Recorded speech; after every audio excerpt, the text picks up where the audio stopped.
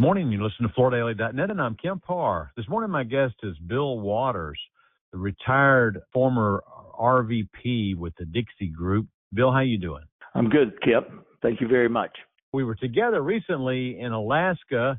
We were at the NFA meeting. You were honored by the NFA because of your retirement, which was quite a nice event, right? Yes, it was. I was very honored to be there, and it was nice to have it presented to both Ann McDermott of Shaw and me together. And he's a great competitor. So let's talk a little bit about your past. You've been in the flooring business for 49 years. Just to rough through it real quick, so your most recent role was with the Dixie Group.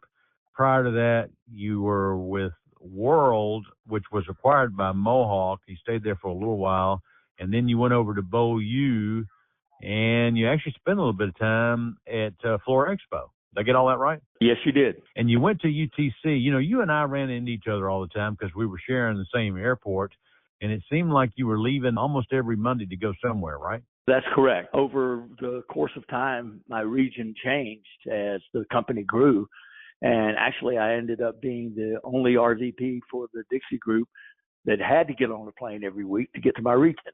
How'd you get started in the flooring business? That's a very interesting story. I was doing very well as selling insurance for Metropolitan Life, but then I got too smart for my own good and started cutting corners instead of following the process that had made me successful. And quite frankly, I went to work for World. I needed a job and I needed a steady paycheck. So I went to work for World. I'm a native Georgian, but I grew up in North Carolina. So I was around textiles, but that was sheets and hosiery, socks, things like that. It wasn't carpet. When I moved to Dalton, I had no idea that it was the carpet capital of the world. Okay, give us a few highlights of your career in the flooring business. Well, I started off in the corporate office at World and kind of worked my way through several opportunities there. And in April of 1979, they shipped me off to New Jersey to get into sales.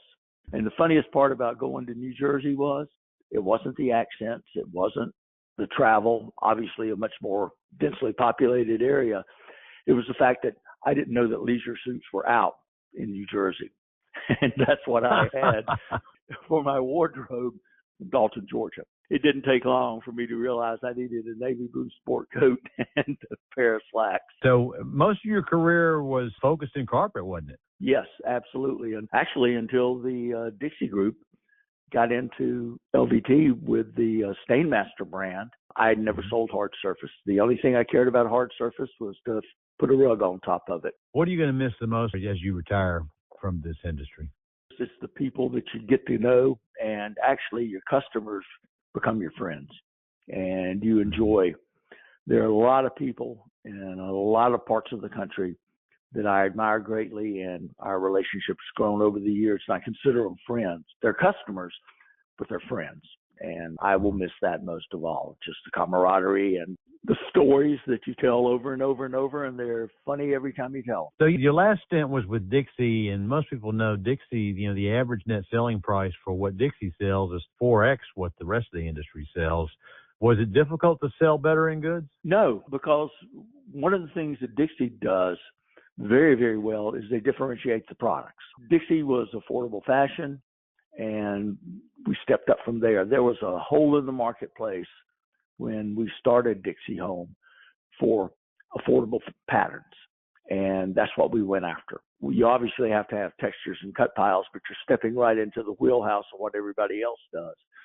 So ours was from differentiation, and we got a very, very nice niche and just continued to explore it. What do you think the outlook is for the continued use of carpet as we see hard surface taking share?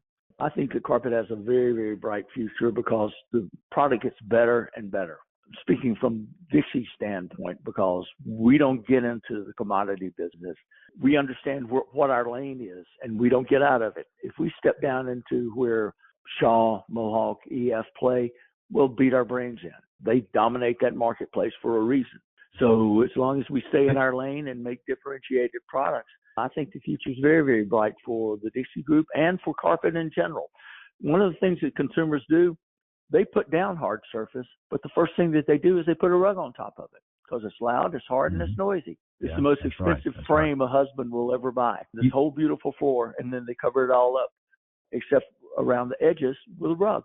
All right. For 49 years, you want your customer to rub and feel the hand of the carpet, so you start rubbing it first and then they rub it. What are you going to do for this rubbing fetish that you have now?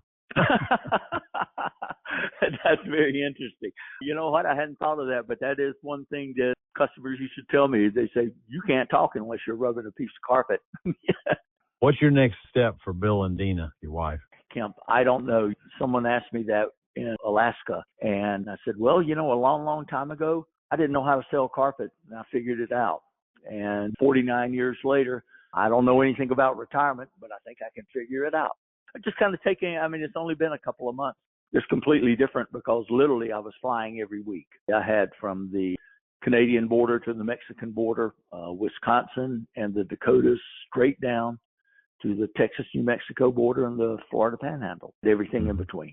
All right, Bill, so wish you the best. We're going to miss you in the business. Again, been talking to Bill Waters about his retirement, and you've been listening to Kemp Harr and FloorDaily.net.